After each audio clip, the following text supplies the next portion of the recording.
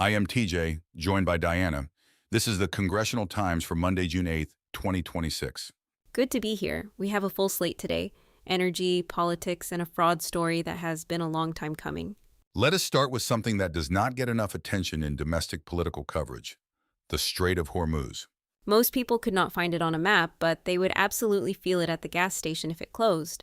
Ship tracking data cited by Bloomberg shows a Qatari LNG tanker transited the strait over the weekend.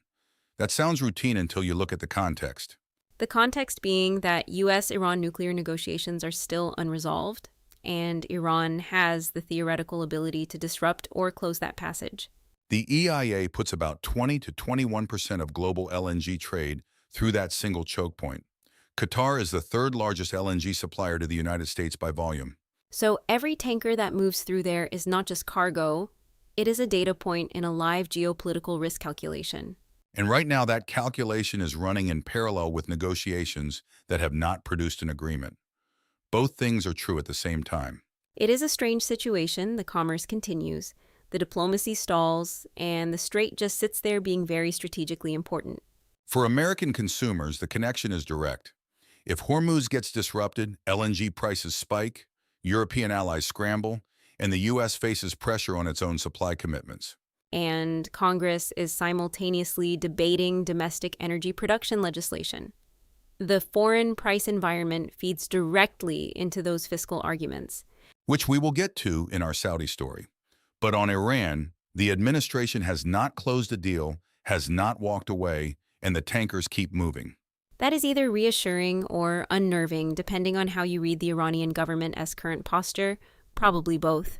The smart read is that disrupting those tankers would hurt Iran economically too. But smart reads do not always determine foreign policy decisions.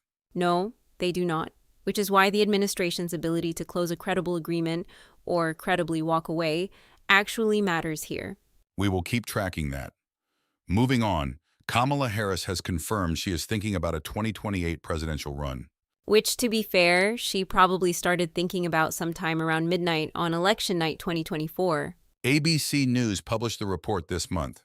It is her first on-record acknowledgement since the November 2024 loss. The FEC certified totals show Trump won by roughly 2.3 million votes nationally. 74.9 million to 77.3 million. Not a blowout in raw numbers, but a clear electoral college defeat and a loss she has to explain if she runs again.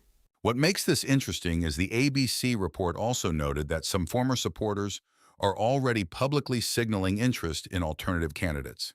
That is the part that matters more than the Harris statement itself. The intra-party tension is real and it is early.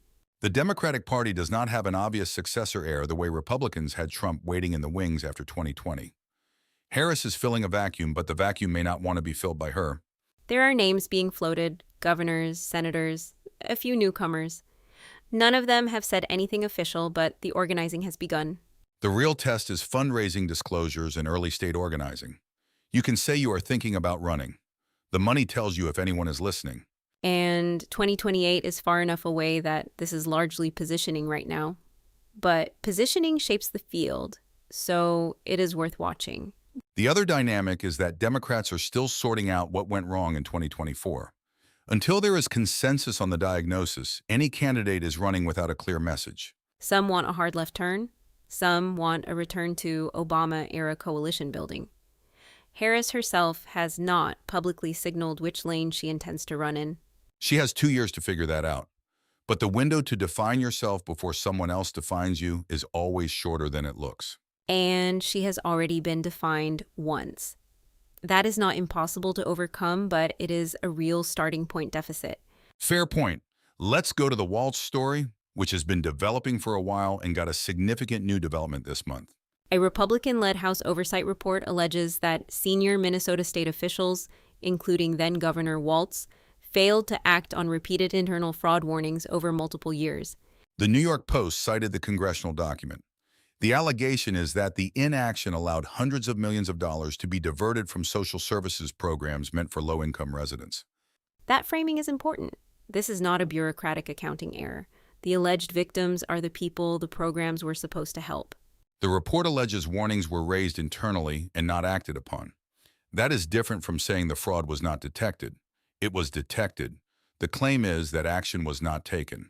And that timeline, if it holds up, is the most damaging part. A one-time failure is different from years of knowing and not acting. The Feeding Our Future case out of Minnesota is already a matter of public record. Federal charges, convictions, significant documented fraud in pandemic-era food programs. What this report appears to be doing is drawing a line from that documented fraud back to what state leadership was told and when. Walz was Harris's running mate last year. That political history does not change the substance of the report, but it does ensure the political attention is higher than it would be otherwise.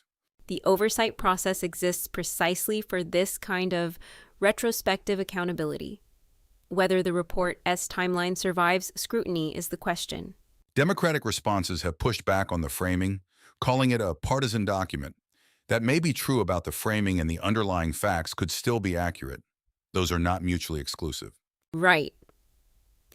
The committee has a political interest in this story. That does not automatically mean the documents are wrong. The test is whether independent reporting can verify the internal warning timeline. That is the work that needs to happen next. And frankly, if state officials were told about fraud affecting low-income families and did not act, that deserves full scrutiny regardless of who chairs the committee. Agreed. Last story, Saudi Arabia cut July crude prices to Asian buyers for a second consecutive month. Bloomberg reported it today. The official selling price for Arab light crude headed to Asia came down again. 2 consecutive cuts is a signal, not noise. The specific dollar per barrel figure was not available in our sourcing, but the direction is clear. Saudi Arabia is competing aggressively for Asian market share. And here's the detail that cuts against the simple cheap oil narrative. Despite the price cut, the premium for Saudi barrels in Asia remained near its highest level in decades. So they cut the price, and it is still historically expensive relative to benchmarks. That tells you something about demand dynamics in Asia right now. China and India are consuming heavily. Saudi Arabia has pricing leverage even while offering discounts. That is a strong market position. For U.S. energy policy, this matters because Congress is actively debating domestic production legislation. Foreign crude benchmarks are a direct input to those fiscal projections. If Saudi prices stay elevated even with cuts, it supports the argument for domestic production investment. The math works better when the alternative is expensive. And it connects back to the Hormuz story. The Gulf energy complex is not a background condition for U.S. policy. It is a live variable. 3 of our 4 stories today touch energy in some way. That is not a coincidence. This is where a lot of the real leverage in global politics currently lives.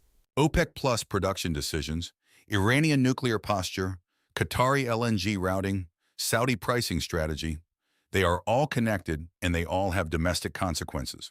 And they all require sustained attention from policymakers who are often distracted by the story of the week, which is why we try to keep the thread visible.